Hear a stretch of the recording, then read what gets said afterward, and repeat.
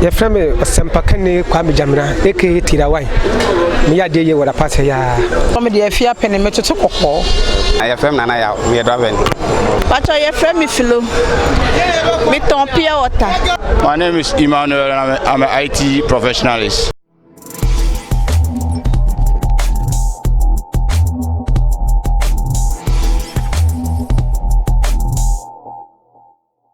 My dream dear, Nana baby, quite bia, so baby, and found your way bia, or baby.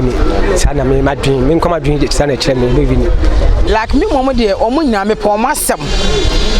Na 2009 na 2008 mbako me baba ko shiwa blekuma apam now abaya ntimi am me hwesa atam na NDC ne wo so me do mu nyina me no me nta egufuado me nton mahama me do mu nyina hwese de e kone dia e be din mum ba mi ntimi ntwisu ese nyame ne beyi na mahama oho ne yesi ye bre na akufuado ba ye de aye west enti ma decide say me nto ababio okromoti na ye mia media enyo bia de e mia nkasa media enti me mfa nkopa adwuma ma obi ebio I go for mama. Emu dia edin yen kasa enya dia na ye twa kontopo e wo se ye kan kore kire obi ase mu ayedin wo ye MPP ni kura ate edin ese wo kasa edin sanity ne mum benefit ya me nkasa manya ye free education ba me metu e wo SS sabapona ama nkasa me metu no mintimi nye sika form nko changes de me share dan share changes bia na de ba kwa me hu ni say okay free teachers no de ba na say abwa kakra ba ho kire de wo pa e ma ya especially fu SM e kosoro pa tema e bele kama hama mpoye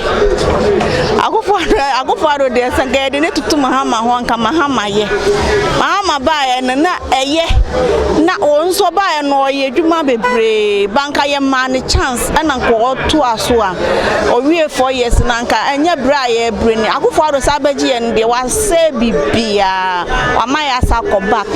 So far I haven't seen nothing. At all. Yeah. Nti benefit me abwa me ye free education. Ti free education nti nyam free into free education. Yen samwa no won san koma. Se me efia panim me ma mienu ohia ni power se me ma mienu atimi akwa SS no. Ese nipa no ode SS ni be Ghana no. Ese nipa no sa nipa no na ma yani ekọ no ho. Se wotimi ama hiafo ma atimi akwa SS no. Ese ma ani ekọ no ho.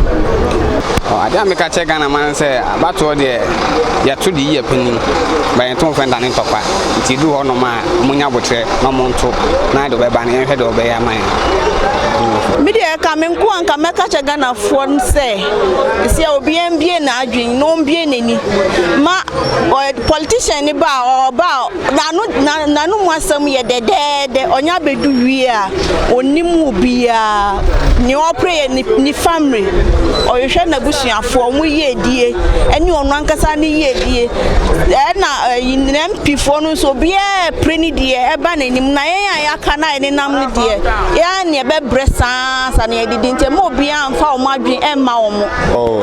All I have to say is I just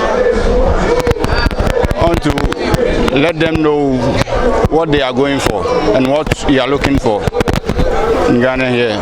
So just don't follow your heart, but follow the good way you want. That's what I have to say. Thank you very much.